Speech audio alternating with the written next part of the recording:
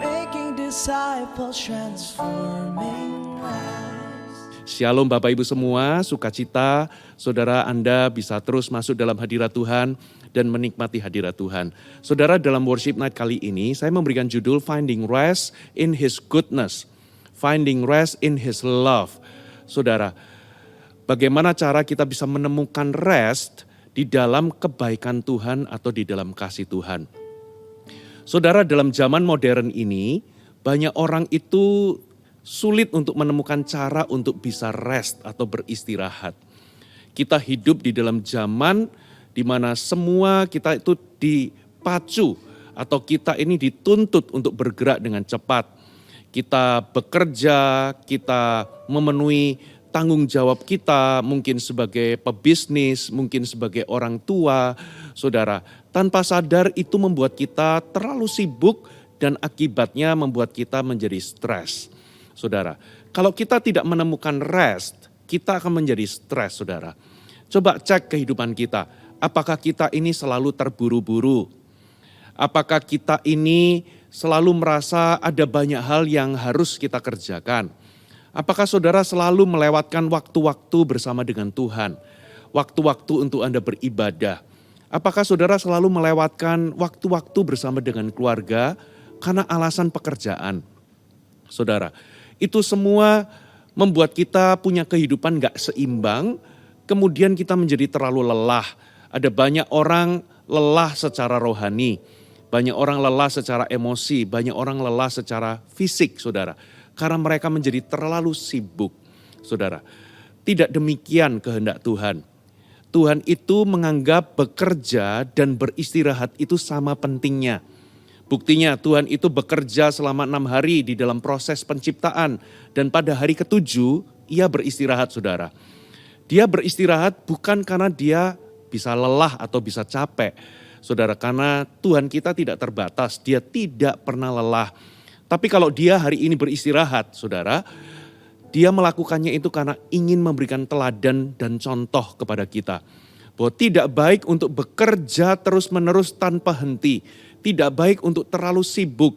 Kita harus punya waktu untuk beristirahat. Kita harus menemukan cara untuk rest. Saudara, ulangi kata-kata saya, saudara. Kalau Anda tidak menemukan rest, maka Anda akan stres.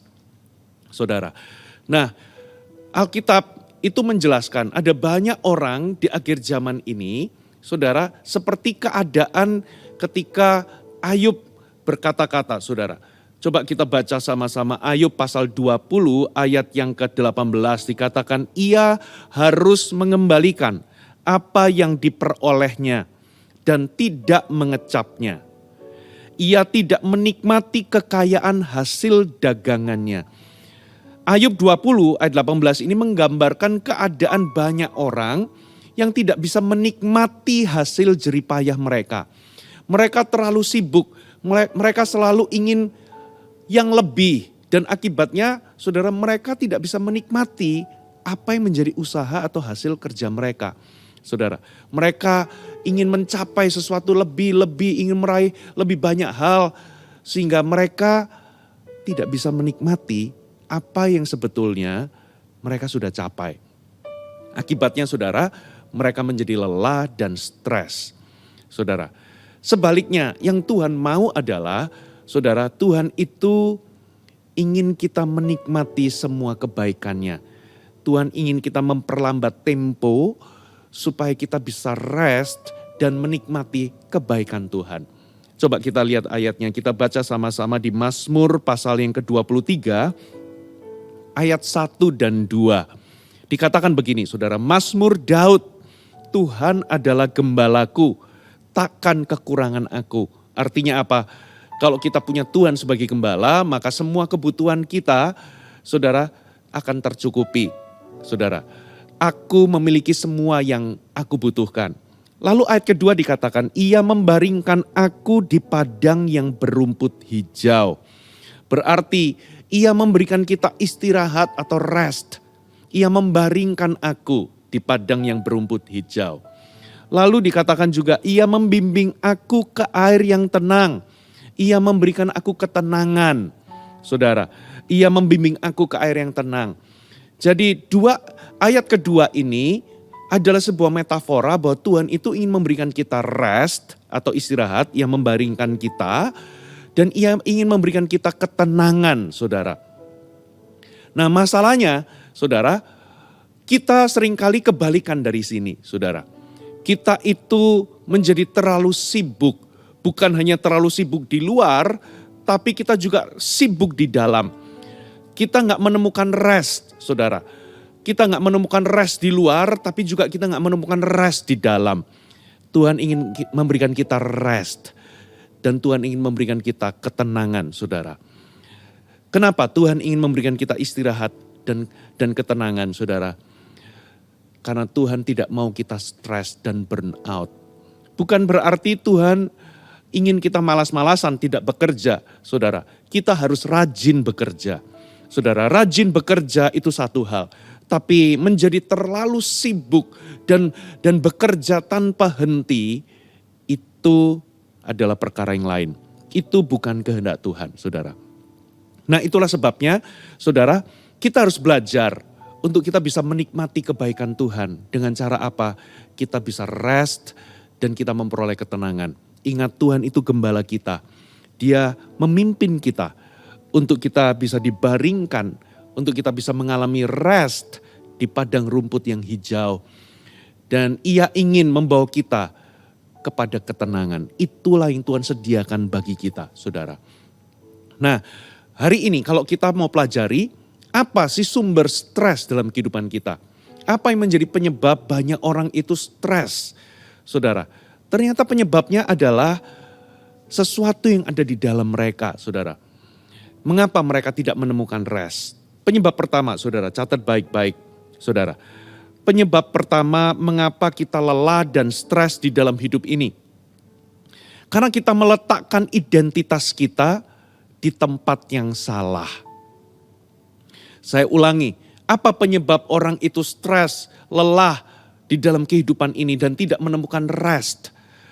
Karena mereka meletakkan identitas mereka. Kita meletakkan identitas kita di tempat yang salah.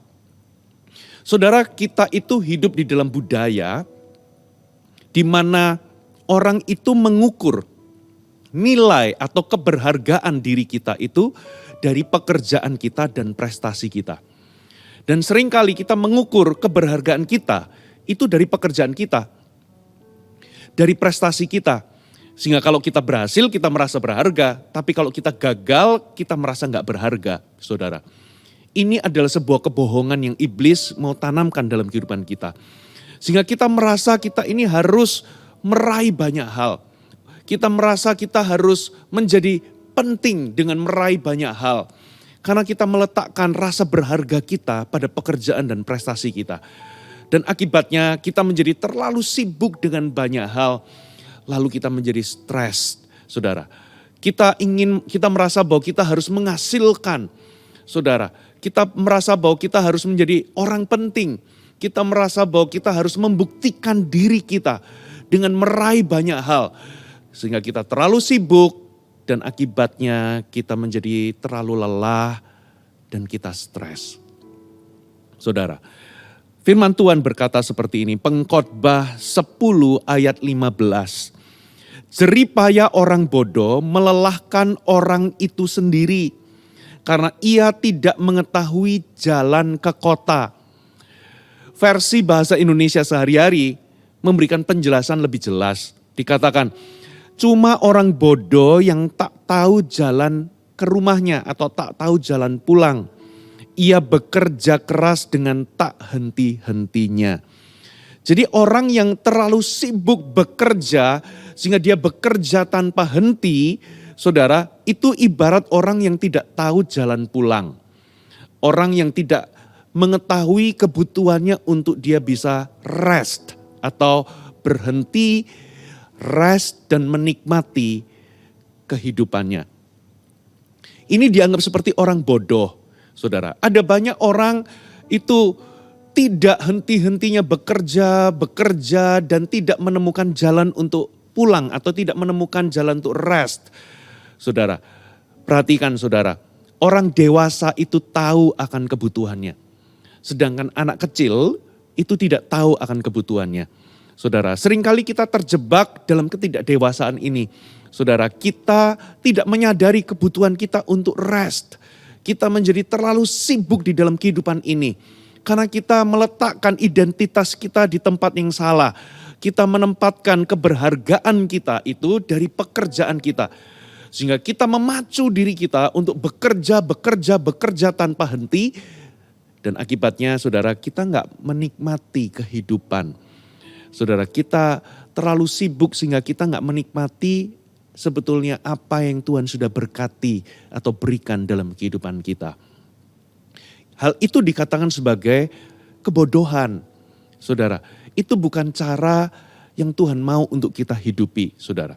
Lalu apa penawarnya? Penawarnya adalah ini, saudara. Anda harus selalu ingat betapa bernilainya Anda di mata Tuhan.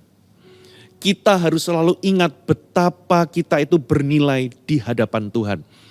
Keberhargaan kita atau nilai hidup kita itu tidak terletak pada pekerjaan atau prestasi kita. Tapi nilai kehidupan kita itu terletak kepada bagaimana Tuhan memandang kita, saudara. Bagaimana Tuhan memandang kita? Tuhan memandang kita itu dengan penuh kasih, Dia begitu mencintai kita. Kita di matanya itu sangat bernilai dan sangat berharga. Yang pertama, saudara, Bapa itu menciptakan kita. Bapa sorgawi itu menciptakan kita. Ingatlah, Tuhan tidak pernah menciptakan kita, saudara, untuk sesuatu yang tidak ada tujuannya atau tidak ada nilainya. Kalau Dia menciptakan kita, berarti saudara, Dia menciptakan kita untuk sesuatu tujuan yang mulia dan berharga. Saudara, itu menunjukkan nilai kita di hadapan Tuhan. Kalau kita ada hari ini, itu karena Tuhan menginginkannya dan Tuhan menyiapkan untuk sesuatu yang mulia karena kita ini mulia di matanya. Yang kedua, karena Yesus itu sudah mati bagi kita. Dari apa yang Yesus bayarkan, kita bisa tahu nilai atau berapa berharganya kita di hadapan Dia. Dia membayar harga, Dia mati bagi kita. Dia memberikan, Dia menebus kita, Dia membeli kita. Itu bukan dengan barang fana, bukan dengan emas ataupun perak. Tapi Dia membeli kita. Itu dengan darahnya yang mahal. Dia membeli kita dengan nyawanya sendiri. Jadi saudara, seberapa kita berharga, itu adalah itu senilai dengan nyawanya Yesus sendiri.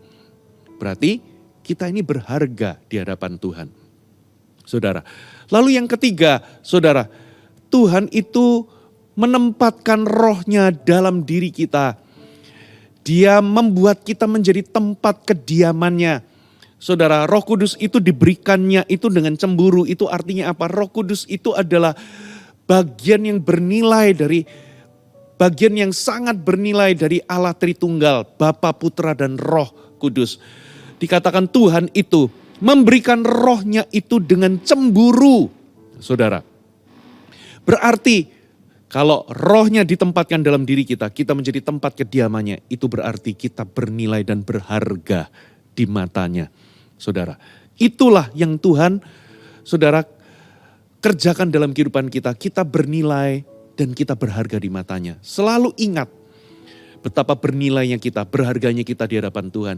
Sehingga kita tidak perlu membuktikan diri kita dengan kita ini berusaha untuk bekerja tanpa henti, berusaha untuk mencapai banyak hal, untuk membuat kita bernilai. Saudara, karena apa? Kita memang dari awal kita berharga dan bernilai. Bukan karena pekerjaan kita, bukan karena prestasi kita. Saudara, itulah yang Tuhan kerjakan, saudara. Saya tahu bagi beberapa di antara saudara, mungkin Anda pernah, saudara, dikatain orang. Mungkin itu adalah orang-orang terdekat saudara. Mungkin orang tua saudara, mungkin saudara, atau mungkin guru saudara pernah mengatakan bahwa engkau gak becus, engkau gak bisa apa-apa, engkau bukan siapa-siapa, engkau gak mungkin bisa mencapai sesuatu dalam kehidupan ini. Lalu kata-kata itu terekam dalam hati dan benak saudara sampai hari ini. Sehingga itu memotivasi Anda untuk Anda membuktikan diri.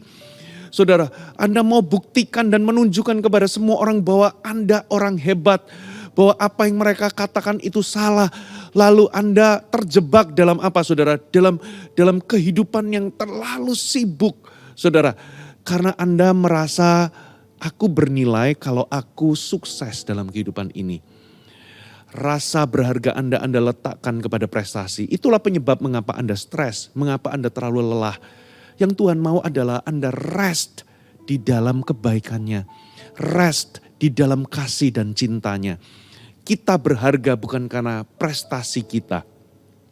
Bukan berarti ini menjadi alasan bahwa Anda nggak boleh bermimpi besar, Anda nggak boleh punya pencapaian. Tidak, saudara. Tapi pencapaian saudara tidak menentukan siapa diri Anda. Pencapaianmu itu tidak menentukan keberhargaanmu, saudara. Karena Anda berharga di mana Tuhan, bukan karena pekerjaan atau prestasi. Karena simply Tuhan mencintaimu. Amin, saudara. Lalu hal yang kedua, saudara. Apa akar dari stres, penyebab dari stres. Sehingga kita ini gak menemukan rest, saudara. Yaitu kita dikuasai iri hati, materialisme, dan kekhawatiran. Saya ulangi, kita dikuasai oleh iri hati, kita dikuasai oleh materialisme, dan kita dikuasai oleh kekhawatiran. Apa itu iri hati? Iri hati adalah keinginan untuk menjadi orang lain atau menjadi seperti orang lain. Ada keinginan terus-menerus untuk melakukan apa yang orang lain lakukan, menjadi seperti orang lain, memiliki apa yang orang lain miliki. Lalu kita menjadi terlalu sibuk karena kita menginginkan apa yang orang lain miliki dan ingin melakukan apa yang orang lain lakukan. Akibatnya, saudara, seringkali kita terjebak memaksakan diri untuk memiliki sesuatu yang di luar kemampuan kita. Saudara, kita melihat orang bisa liburan ke luar negeri, kita memaksakan diri untuk bisa liburan ke luar negeri. Saudara, kita melihat orang kok punya ini dan punya itu, kita memaksakan diri untuk memiliki barang yang sama, padahal mungkin itu di luar kemampuan kita. Lalu kita demi untuk meraih itu semua, saudara, kita memacu diri kita bekerja tanpa henti, lalu kita menjadi kelelahan. Kita menjadi stres, saudara. Akibatnya apa yang terjadi, saudara? Kita memaksakan diri, kita utang sana utang sini, kita kehilangan hubungan, saudara, sehingga akibatnya hidup kita rusak. Lalu apa itu materialisme? Saudara, kalau iri hati adalah keinginan terus-menerus untuk menjadi seperti orang lain, saudara, materialisme adalah keinginan untuk terus-menerus meraih lebih banyak hal. Barang-barang, uang, saudara, ingin meraih lebih banyak hal dalam kehidupan ini, saudara. Karena kita merasa keinginan ini membuat kita terus merasa ingin punya lebih, memiliki lebih. Akibatnya, saudara, kita merasa bahwa kita harus menghasilkan lebih banyak uang. Lalu apa, saudara? Kita menjadi terlalu sibuk bekerja sehingga kita mengabaikan hal-hal penting dalam kehidupan kita. Kita mengabaikan keluarga kita mengabaikan hubungan kita dengan Tuhan. Lalu kita tidak menemukan rest. Lalu kita menjadi terlalu lelah. Saudara, padahal Alkitab memperingatkan kita tentang ketamakan, saudara. Dikatakan begini, Lukas 12 ayat 15, katanya lagi kepada mereka, berjaga-jagalah dan waspadalah terhadap segala ketamakan.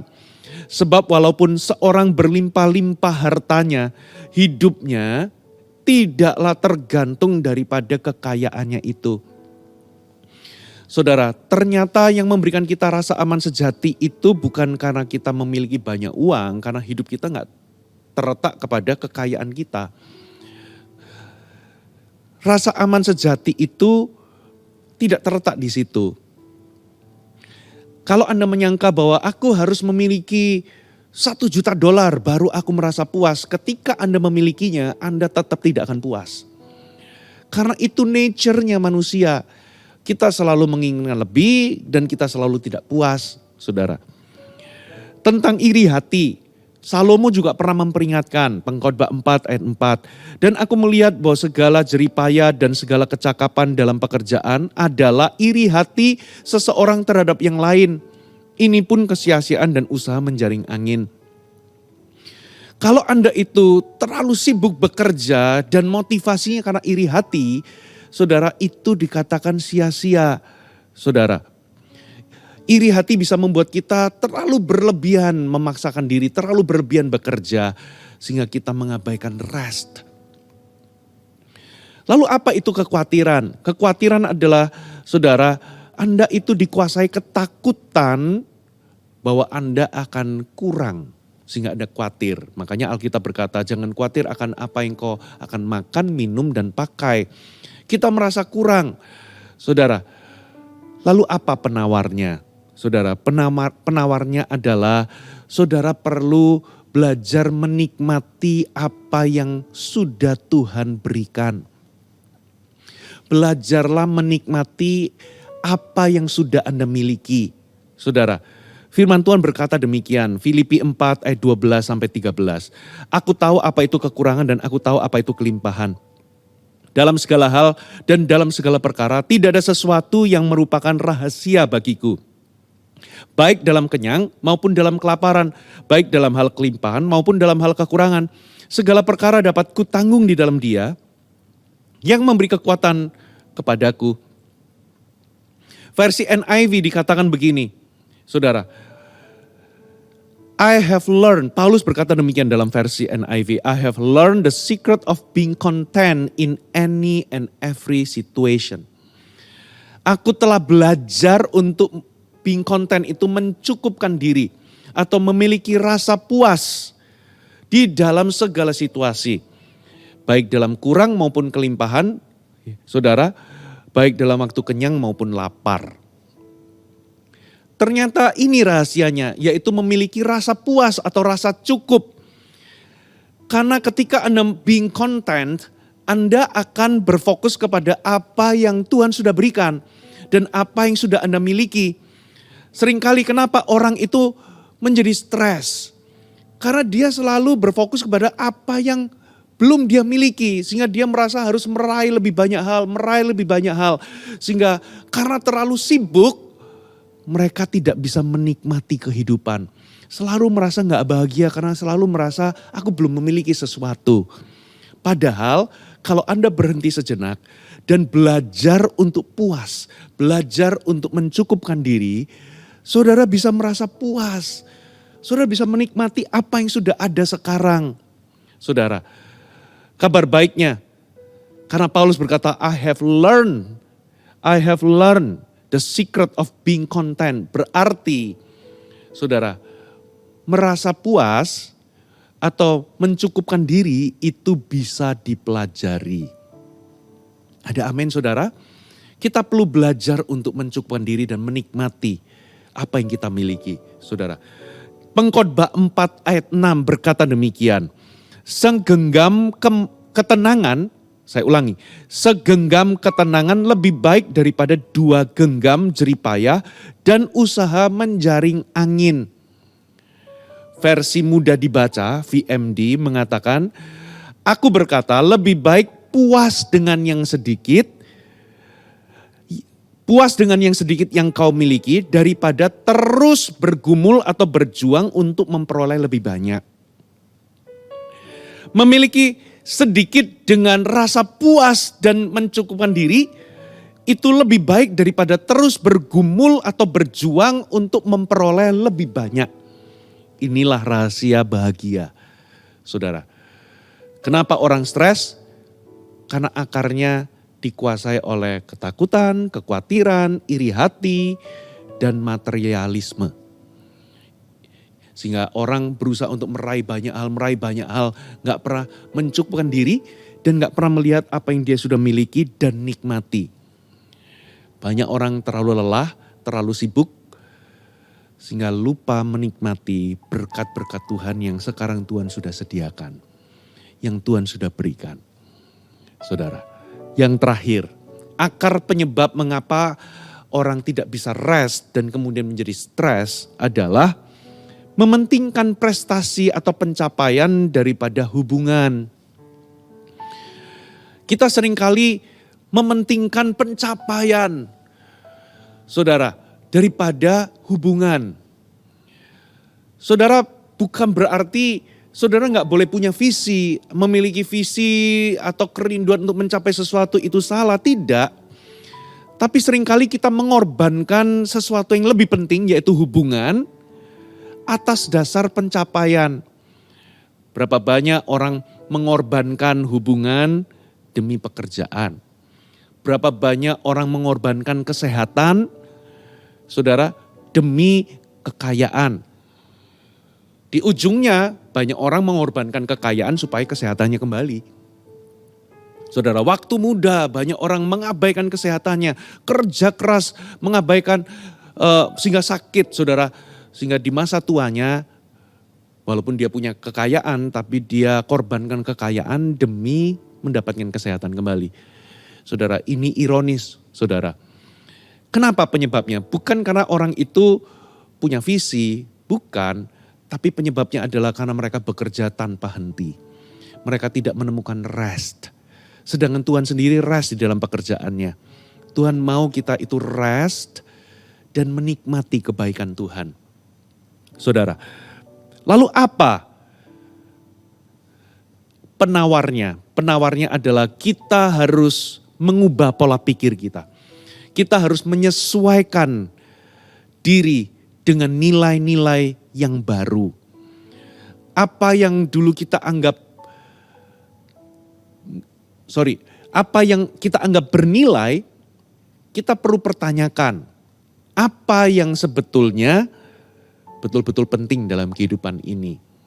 Saudara, Anda harus tahu satu kali Tuhan itu berkata, saudara, gak bisa orang itu mengabdi kepada dua Tuhan, yaitu kepada Mammon dan kepada Tuhan.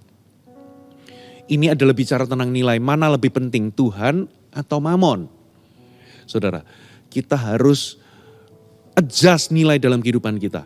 Ternyata hubungan kita dengan Tuhan itu lebih penting daripada mengejar kekayaan. Bukan berarti kerja gak boleh, tapi jangan abaikan hubunganmu dengan Tuhan. Lalu mana lebih penting? Saudara, hidup atau makanan? Ternyata kehidupan itu lebih penting. Kehidupan itu bicara tentang hubungan kita dengan keluarga kita, dengan orang-orang sekitar kita. Tapi kita seringkali mengorbankan itu demi hal-hal yang kurang penting. Lalu yang ketiga, mana lebih penting, pakaian atau tubuh? Saudara, pakaian atau kesehatan? Seringkali kita mengejar materialisme, benda-benda, barang-barang, dan pencapaian-pencapaian.